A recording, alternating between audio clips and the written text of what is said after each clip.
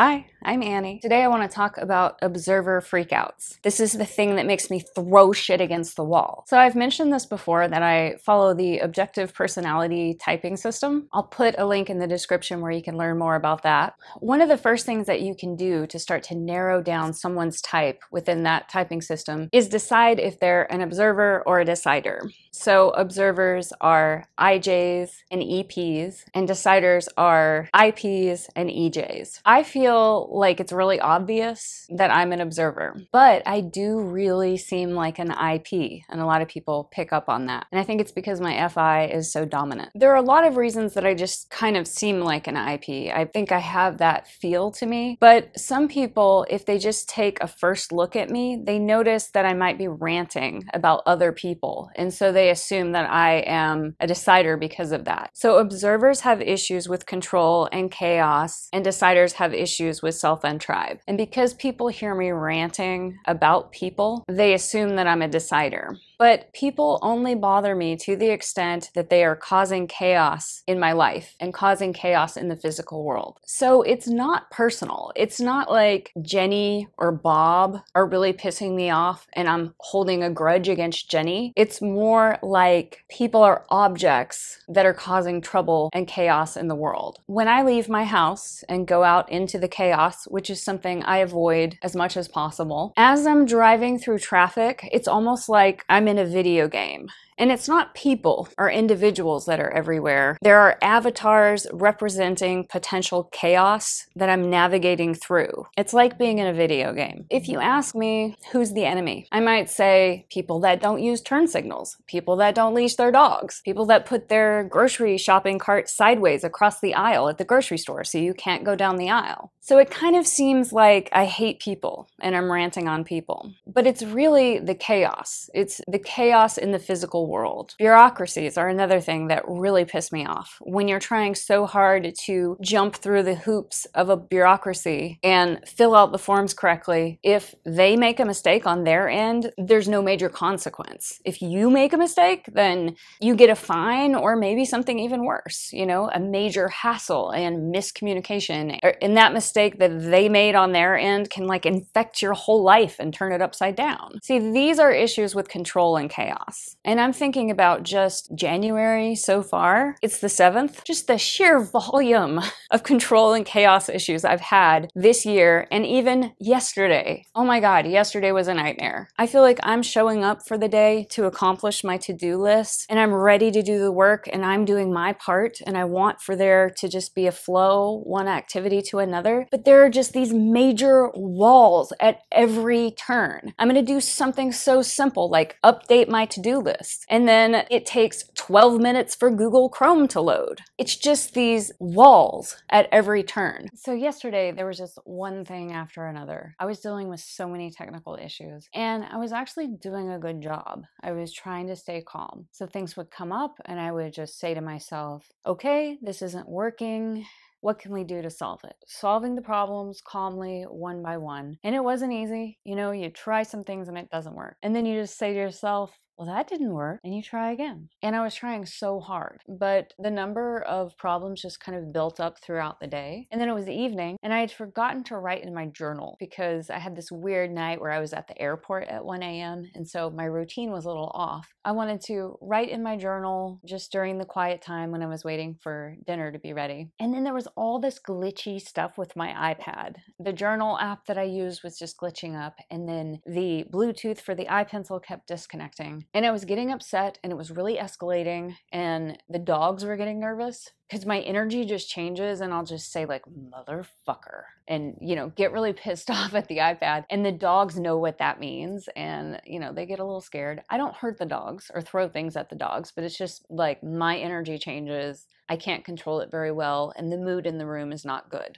And my partner is home. He's been out of town for a long time. He was home and he was noticing this and he was telling me just calm down. We can solve this. He's very even-tempered when it comes to control and chaos. And I was just getting madder and madder. And he said, let me take your iPad. Let me look at the settings and change some things. And I was just getting really upset. He told me once again to calm down. And I said, no, I just want to write in my fucking gratitude journal.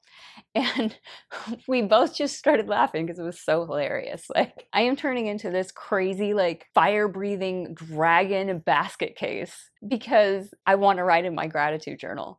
It was just really hilarious. That's what my life looks like. I mean, that kind of blow up happens so frequently, and I really want to get a handle on that. And that was just yesterday. I don't even want to talk about the day after Christmas.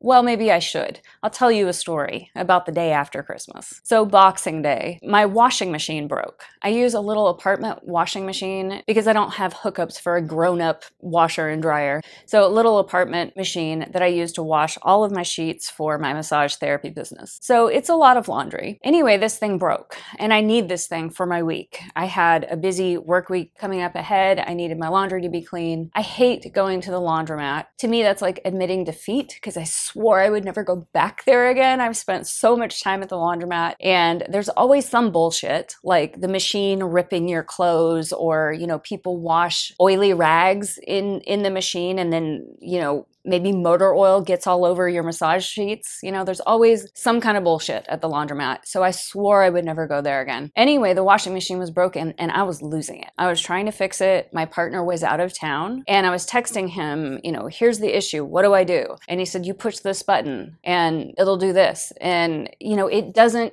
do that when I push the button. It does that. If he were here and he pushed the button, the machine would respond correctly. But when I push it, no, the machine just blinks at me with a blank stare. And after some of this texting back and back, I was getting really upset. These issues with things causing chaos in my life, this is the thing that makes me turn red. This is the thing that makes me throw shit against the wall. I've broken mirrors and cut myself because I'm so enraged and I just kind of snap. And this issue with the washing machine was making me feel almost suicidal. And like, I'm kind of joking, but kind of not. I mean, I'm not actually suicidal and I don't even really have enough courage to kill myself. And it's not something that I take lightly, but when something like that, a physical thing in my life, is broken and causing chaos in my life and preventing me from just flowing through my life and achieving things, because my intentions are good. I showed up for the day to achieve things, and it's this fucking washing machine that's stopping me from accomplishing things in my life. That makes me so mad. So anyway, I sent this text to my partner. He was in Michigan at the time, and I said, I don't want to do this anymore. I can't do 2020. I'm out. And I'm not the type to threaten suicide. Like, I'm not an emotionally manipulative person. But even as I sent that, I knew, like, oh, you know, I shouldn't have done that. You know, like, that's a really alarming thing to say to someone else. And so we had been texting back and forth. And so, of course, then my phone rang and he called me and, like, you know, trying to talk me down from the ledge because this washing machine was broken. So those are really observer issues. The main thing in my life that causes me the most anxiety is not making very much money. So I'm 43 years old, and after all of my business expenses are paid, like the actual take-home profit that I have is, you know, $15,000 or $16,000. It's really not a normal amount for a 43-year-old person to make. I have no savings. I have no plan for retirement. There's no safety net. I'm talking about that, and you can tell that I'm just stating this. I'm telling you this pretty calmly. Now, that's not because it isn't very upsetting to me. It's more that I have been poor for about 2 decades now. I've screamed and cried and pulled my hair out about this so many times. I've laid in bed awake with so much anxiety about paying bills, about the scary things that can happen, fires that I can't put out because I have no purchasing power. You know, what if my car breaks? I can't get another one. I have no credit right now. You know, I actually do have credit now. Things have been getting a little bit better. So I think the reason that I can talk about this so calmly, like I can say, you know, last year I made $15,000, and I can state that pretty calmly, is because I've cried and cussed and screamed about it so much, and I got to a point where I said, I'm only going to focus on solution. I don't want to cry and scream about it because that gets these bad chemicals going within me and it feels bad.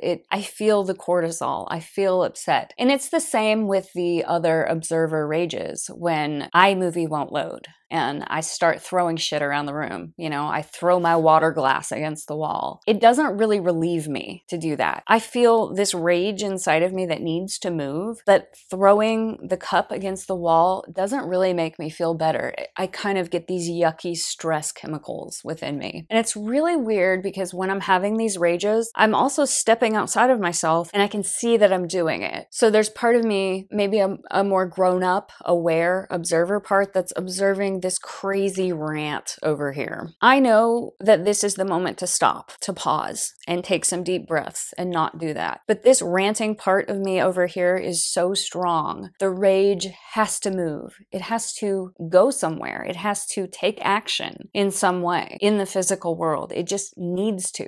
I need to explode because I guess the alternative is imploding, and I don't know what that would look like, but it doesn't sound good. So this part of me that's raging just has the upper hand, even though I can step outside of myself and observe it. And I think that's a good step, that I can step outside and observe. So I think I need to stay with that and keep doing that and try to pause. Try to pause in the moment and choose differently. Like, instead of throwing the cup against the wall, maybe punch the bed. There's a massage therapy table over here. Like, if I can just punch my fist into that, I'm probably not going to hurt myself or break anything by doing that, and maybe that will move the energy. Yeah, decider issues just sound different. So a decider will have issues, as far as I understand, unless I am completely misunderstanding all this. But it seems like if you ask a decider who their enemy is, then they might say, oh, when I was in the 9th grade, there was this girl, Jenny Jones, and she pulled down my pants in front of the whole school, and I will never forgive her. You know, or maybe deciders get into more interpersonal conflicts with people. That's something that I don't really do. Granted, I'm not social, so hard to get into interpersonal conflicts with people when, you know, you don't really socialize. But I just don't hold grudges. I don't hold personal grudges. I feel like I forgive individuals very easily, with one exception. If people are flaky, you know, I can forgive them once or twice. But if people are just flaky, they are causing chaos in my life because they don't know how to plan, then I have a hard time forgiving that. I mean, I can forgive them as individuals. Like, I used to have this client. We'll call him George. That wasn't his name. I can forgive George as a person, but I can't work with him. I can't allow him to cause chaos in my life because he doesn't know how to plan. So to me, that still feels like a control and chaos issue. So another decider issue is feeling like you don't fit in with the tribe. Like the tribe doesn't accept you. There's no place for you in the tribe. And I definitely feel that way, for sure. But I don't care. It doesn't bother me. When I was in high school, maybe I felt some tension around it, because that's a developmental age in your life where everybody is learning how to socialize to some degree. That's what you're doing in your childhood from, you know, age 7 when you start to get friends, and then up through high school and your 20s when you're dating people, you're trying to find a mate. Fitting in socially is more important. But even back then, it wasn't as important to me as it was to other people. I think I sort of felt like I wanted to be in with the cool kids, but then when they actually invited me out, I would then realize that it wasn't actually that important to me, and that I would rather be at home painting or doing some kind of art project. So yeah, I don't fit in with the tribe even today. I'm an acquired taste, but the people that I do relate to and relate to me, like, those are my people. It's a smaller group of people, and it doesn't really bother me that I don't, in general, very often fit in with the tribe. It just doesn't bother me. So observers tend to think of people as things. What I've heard Dave and Shan mention in Objective Personality is that observers thingify people. So instead of it being personal, it's just like they objectify people. And then on the other side, they kind of imbue inanimate objects with personality. Now that is something that I definitely do. So when my computer is acting up, I will actually talk to my computer. And I don't want to use a bunch of curse words, but I'll say, you jerk. I wouldn't say jerk, obviously. I would say something much worse. But you do what I am telling you to do right now. Just do what I'm asking you to do. I say that to my computer all the time. I'm talking to it as if it's a person that's gonna maybe obey me, and it probably isn't. And then kind of like on the softer side of that, I think of objects as having a lot of personality. Like, I run down this alley to go to the running park. I remember there was about a week when I was running down the alley and there was this little statue of a pig, and it was facing a wall so that the pig's nose was like just that far away from the wall. And I ran past it about 3 times in a row. And then on the 4th time, I just couldn't take it anymore. I couldn't handle that the pig was facing the wall. And so I had to turn the pig around so that the pig could look outward towards the world instead of facing the wall. Now, that kind of makes sense because pigs have eyes, and so it seems like a person. But another example is like if there's dirty laundry hanging on the chair and one sleeve is pulled inside out and kind of like crumpled, if the shirt looks uncomfortable, then I will straighten it out. And I know that the shirt doesn't have feelings, it just looks uncomfortable if it's crumpled up. I don't mind in general if things are crumpled up, but they need to look comfortable. If the arm of the shirt was like bent out at a really unnatural angle, it's almost like I can feel the pain of that. I don't know if that fits into the whole, observer decider thing, but that's just something that I've noticed my whole life within myself, that if objects look uncomfortable in any way, I will straighten them up and make it so that they look more comfortable. And it's almost like I'm imagining what it's like to be the object, which is pretty weird. But I think there's got to be other people out there that do it. So when I'm trying to play the typing game and typing people, that's one of the things that I feel like I key into easier than other things, is noticing if someone is an observer or decider. You might not be familiar with objective personality. I think it's really cool. I think it's worth checking out. Again, I'll put the link in the description, but I'm just wondering if you have any of these issues. Do you feel like you have observer issues with control and chaos, or do you have more decider issues with self and tribe and fitting in with the tribe? You can let me know in the comments.